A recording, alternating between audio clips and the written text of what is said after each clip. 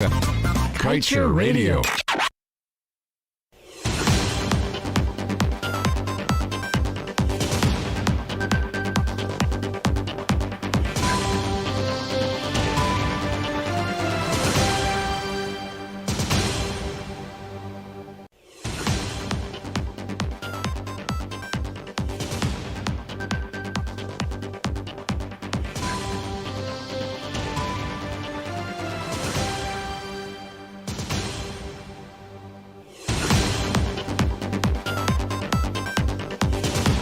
Thank you for tuning in to Kaieteur Radio. I'm Kevin Smith. Welcome to your news at noon. These are the top stories we're tracking. As Delta variant surges, COVID-19 hospital braces for massive increase in cases, says Dr. Carpin. GNBS already doing real-time monitoring of oil production. 2 fully vaccinated persons with comorbidity succumb to COVID-19. Inequity in education among challenges to be addressed in new MOE's 5-year plan. Ex-con back in jail for stealing from sibling. WHO monitoring new coronavirus variant named Mu, said to be variant of interest. And Patterson releases information on Liza gas composition. Stay tuned to stay informed.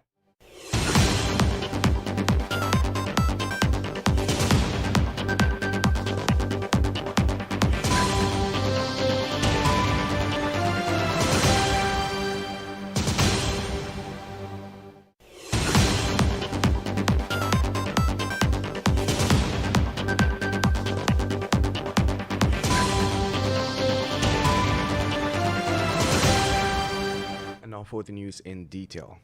With a rise in COVID-19 cases due to what is suspected to be a surge in the Delta variant locally, healthcare workers are bracing for a massive increase in admittance at the COVID-19 hospital.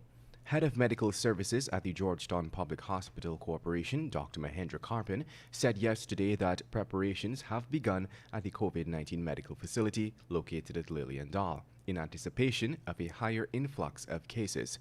Dr. Carpin disclosed that at least 85 beds at the hospital, which is built to accommodate 250 infected persons, are currently occupied.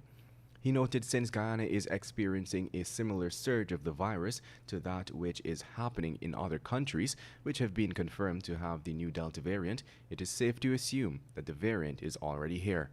As such, he noted the need for preparations to be made for a rise in cases. In fact, he noted that the Ministry of Health has been proactive in this regard. And now let's tell you, over the last 6 years, financial institutions such as the International Monetary Fund and the World Bank, as well as regional experts, have urged Guyana to put in place rigid technological systems that would allow for real-time monitoring of the oil production taking place in the Stabroek Block. But to the surprise of many industry stakeholders, the head of corporate communications at GNBS, Mr. Lloyd David, disclosed on Tuesday that the agency is already doing real-time monitoring and the ExxonMobil-led operations. He said this was due to the Prove IT electronic software that they have in place. David said the system cannot be compromised, while adding that there are always inspectors on board the Liza Destiny vessel to ensure the integrity of the oil measurements for the lift is preserved. While he could not say how long the software has been in place or confirm if it belongs to ExxonMobil, he was keen to know that GNBS has an oil and gas department, which was officially named this year. He said it has 10 well-trained inspectors, including its head of department. In other news, 2 fully vaccinated patients have succumbed to health complications as a result of COVID-19. However, Minister of Health Dr. Frank Anthony confirmed yesterday that the deceased persons had comorbidities, diabetes and hypertension, in addition to other ailments, which were all contributing factors. Both patients were elderly men, ages 73 to 81 years. The 73-year-old man passed away on August 12th, and the 81-year-old man passed away on August 25th. Both men were admitted to the ICU at the Infectious Diseases Hospital in Lillian Dahl. They died while requiring aid to breathe through the hospital's ventilators. Minister Anthony noted that the patients were extremely sick and as a result they died. He, however, insisted that this was not because of the COVID-19 virus alone. In the meantime, Minister Anthony expressed concern over the spike in new cases.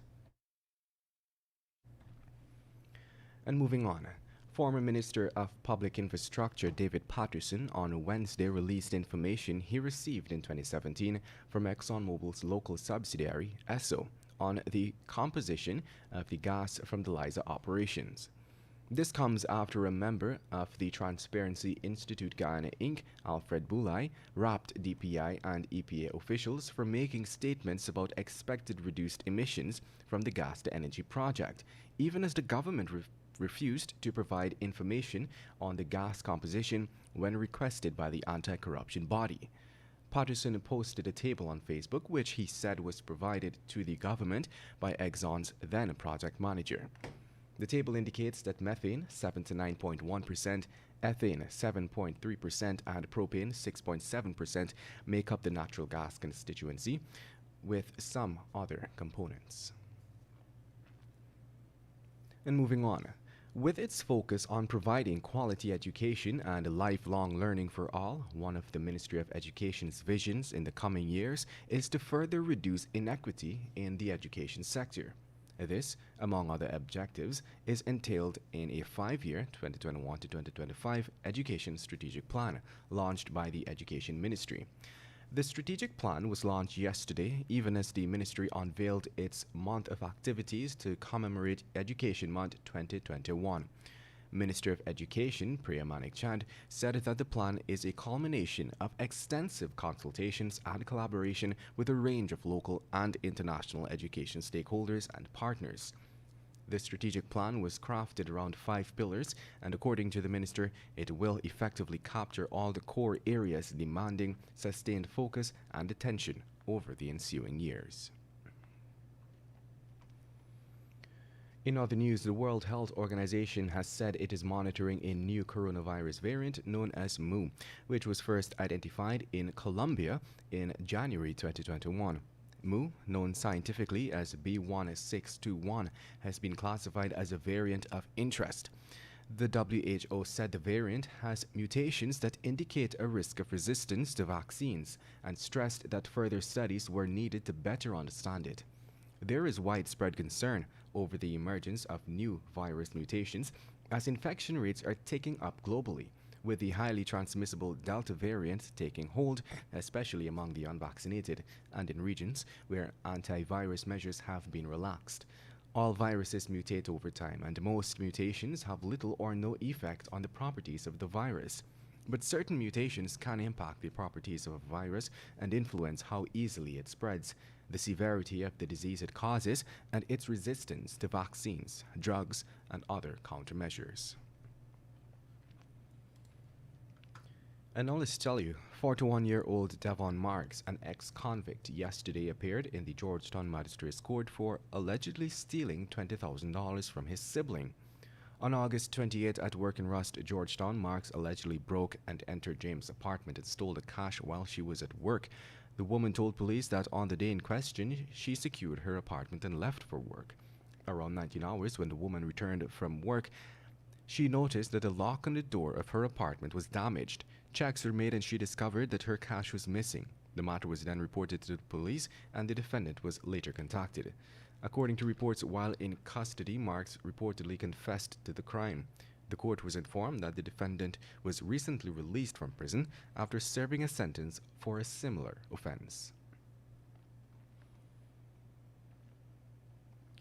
And to wrap things up today, let's tell you that the Amerindian People's Association has embarked on a new project geared at enhancing the protection of indigenous rights, the forest, and the environment.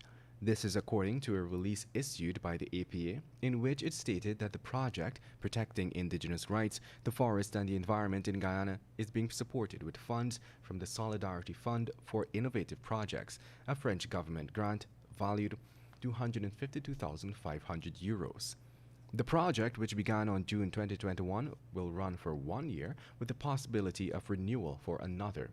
The project aims to influence national policy towards better forest management and indigenous people's rights, strengthen indigenous people's governing bodies for improved territorial governance and protection of forests, engage in territorial monitoring in efforts to reduce forest crime, and mainstream women and youth's involvement in community economies. Just before we come to today's news, end of today's news at noon rather, let's head over to the page 7 of the Kaieteur News dedicated to being blunt. Peeping Tom recently reminded Guyanese of the Pareto Principle. The Pareto Principle estimated that 20% of the people in an organization did 80% of the work. It could be sales or customer care or hard jobs done consistently. Now we take the Pareto Principle further.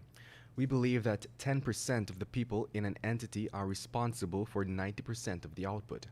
It could be stores, hospitals, or governments. Now, here is the problem. When 10% of workers are dedicated, that means the other 90% are slacking off or stealing.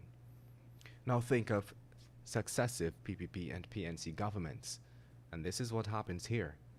Some 90% of elected officials and selected servants are skulking or cheating the nation. And with that, we've come to the end of today's news at noon.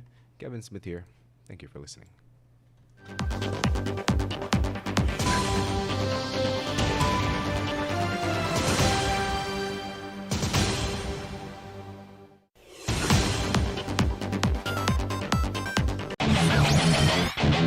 Want value for your advertising dollar? Then place your ads on Kaieteur Radio's Newscasts. Streamed live on 6 different mediums, reaching hundreds of thousands. Advertise today and watch your dollar grow. Call us on 225-8465 or 226-8210 today.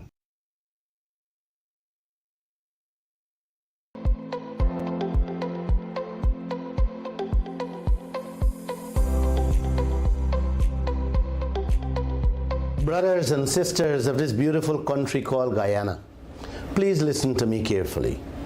Local content means Guyana must benefit first and foremost from every section of this oil sector. Wake up quickly. Please don't allow this country to become like Trinidad, African and Asian countries. Trinidad, after 100 years in the oil and gas business, is now sitting with a $22 million debt. The African and Asian countries going through worse than Trinidad with bigger debts on their backs. That tells a story, brothers and sisters. It tells us that they did not manage their affairs, their oil sector successfully. They made terrible mistakes, resulting in hundreds of millions of their people living in extreme poverty and starvation. I have begun seeing Guyana heading in that same direction with our oil. Brothers and sisters, let me be clear. Beside royalties and profit sharing, local content plays a significant role in our economy and our livelihoods. Huge money is there for our people and our country to benefit from. We have reported how the oil companies importing drinking water, paying huge sums when they should have been buying local water from places like banks DIH and DDL, so that our local companies can benefit. I don't know if they're still doing that. I am told they are importing foodstuff in the millions, which they can pick up right here in Guyana, but they are not. That is also money our people, our brothers and sisters is losing out on. That is local content money. The Guyanese people losing out on big time, guys. Now, we are told they are renting 24 supply boats at 55,000 American dollars per day, work or no work. We are paying heavy prices for other services too, like transportation, planes, helicopters, and so on. When I do the maths, With that 24 supply boats alone, Guyana, guys, we are paying 475 million American dollars in 1 year. You guys remember how much Guyana get from 2019 to 2020 from our oil? Yeah, man, we get 300 and something million dollar. And I only mention one expense is there, you know. The 25 boats, 1 year Guyana pay 475 million when we get 300 and something million. I mention this because these type of services, brothers and sisters, should have been taken up by local people, the Guyanese people, so that we can make some money. But it's not coming to us. No, it's not coming to me and you. Look, see whose services these services are given to. None of them is Guyanese. And the most hurtful part in all of this is that our leaders are the ones who are supposed to be authorizing and distributing these contracts. So let me ask, who is oil really benefiting? The Guyanese people or the foreigners? Or do you want us to become like Trinidad? Guys, like I said, please wake up, and wake up fast. This is a quick message from Glenn Lal.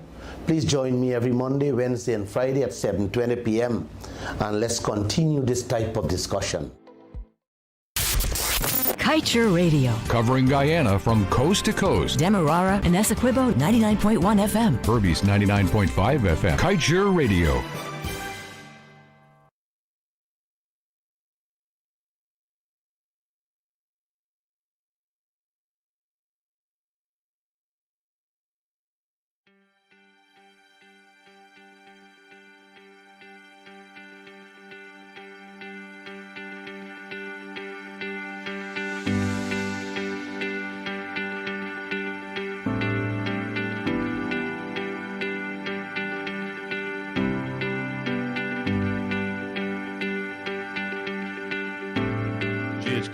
On Kaieteur Radio, 99.1, 99.5 FM. Welcome to Thursday, September 2nd edition of the National Outlook. We're moving along into the week at the beginning of September. From Sunday's newspaper, repeat offenders at the Georgetown Magistrates Court.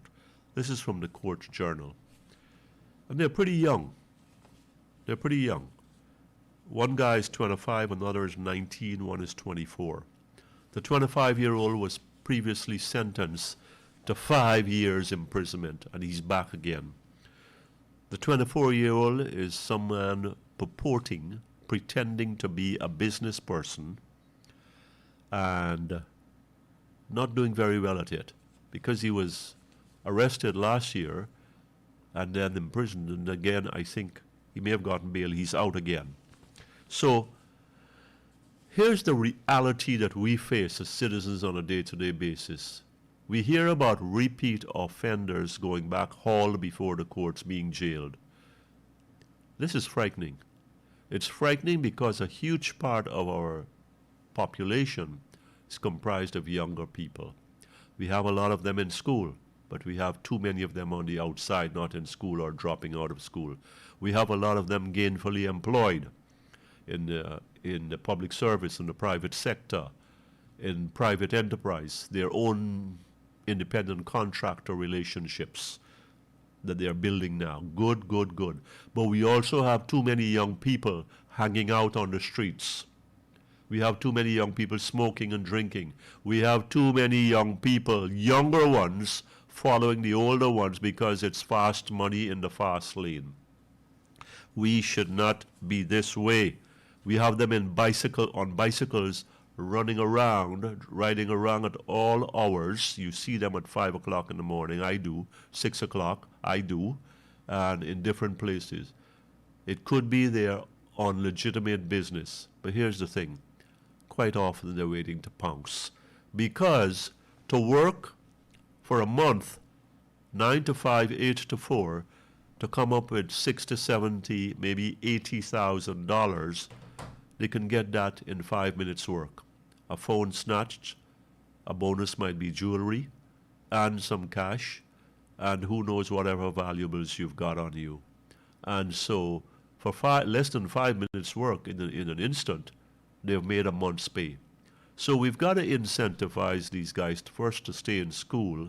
We've got to have programs where they are taken off the streets, where they have a different kind of role model, a different kind of environment to operate in. We've got to inspire them to go back to church, religious houses, to leave these drugs alone, because then you set yourself up for a lifetime of disaster. Do you not see, my brothers and sisters, my fellow Guyanese, do you not see them hanging around the marketplace? Young ones, they're totally out of their minds. The stoplights, out of their minds, gone crazy, because they've tampered with what was dangerous to them, and now they pay the price. Because they tamper with veteran criminals, they are close to them, they admire them, and they want to imitate them. And when they do so, we pay the price, we the law-abiding citizens. And we have to read these things about repeat offenders at the Georgetown Magistrates Courts, because crime is a good incentive. Crime is a rewarding incentive. We've got to change this narrative, and it's not just locking up everybody. That's not an answer. That's not a resolution that is enduring. So let us get our act together. Let's talk about programs and structure and visions that are sustainable, that will take us out of this rut where we are, where some of our youth, too many of our youths are unemployed, too many of them are hopeless, and too many fall prey to the incentives and invitations of veteran criminals. Until tomorrow, I'm GHK Lal on Kaieteur Radio 99.1 and 99.5 FM. This was the National Outlook. Kaieteur Radio.